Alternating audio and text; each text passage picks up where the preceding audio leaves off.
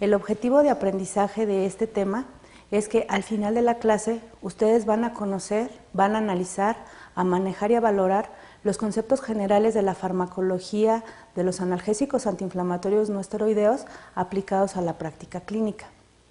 Para poder describir o analizar la farmacología o la farmacocinética o bien la farmacodinamia de cualquier fármaco, siempre es importante conocer cuál es el entorno para el cual va a ser utilizado.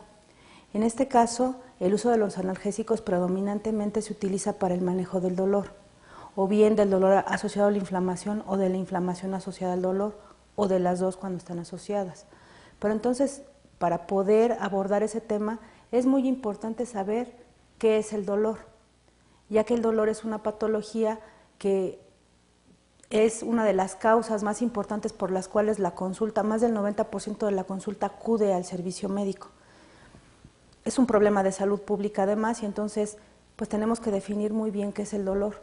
Hay varias definiciones, varias asociaciones internacionales, bueno, se han reunido en varios congresos y aún no se terminan de poner bien de acuerdo. ¿Por qué? Porque el dolor es una entidad sumamente compleja.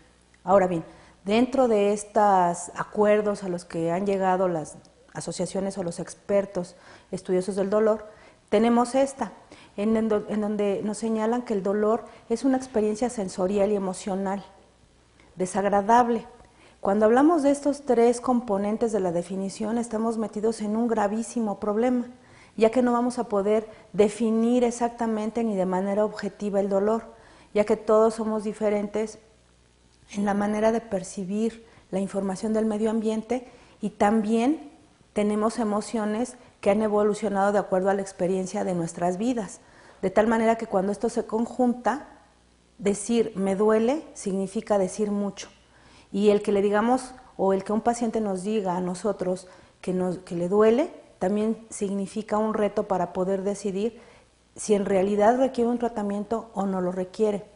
Además, estas condiciones de experiencia sensorial y emocional desagradable se asocian a, o pueden estar asociados a un daño o no, o un daño potencial. ¿A qué me refiero con esto? Y el ejemplo clásico es el dolor del miembro fantasma. En el dolor del miembro fantasma ya no hay extremidad que duela o que se inflame, ya se amputó la extremidad.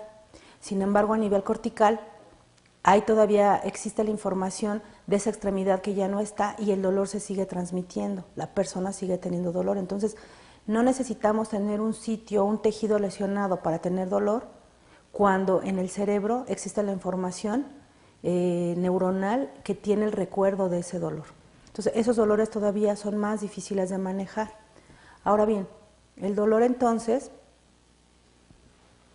es complejo, no nada más en la dimensión física, sino también en la emocional. El dolor entonces también siempre es subjetivo, de tal manera que la única persona que nos puede decir cuánto le duele es el paciente.